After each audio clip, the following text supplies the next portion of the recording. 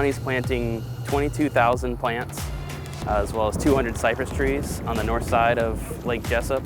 They are aquatic plants, so what that means is when we plant them, we're actually working in the water, and the roots get planted down into the sediment. The reason that we focus on the aquatic plants is that they're the ones that actually are helping to filter the water and protect it. The end goal of planting some native plants is to just absorb nutrients in the water, to establish biodiversity, because we have a lot of invasive plants out there, mainly Phragmites, and planting some of these native plants really fight against its push out into deeper waters. Seminole County planted plants about 10 to 15 years ago on the west side of 417 Bridge, and that's pretty much the ideal looking scenario, habitat that we want to get for our current plants that we're planting today. Our Watershed Management Division cares about all the waterways we manage, but Lake Jesup is definitely a special project.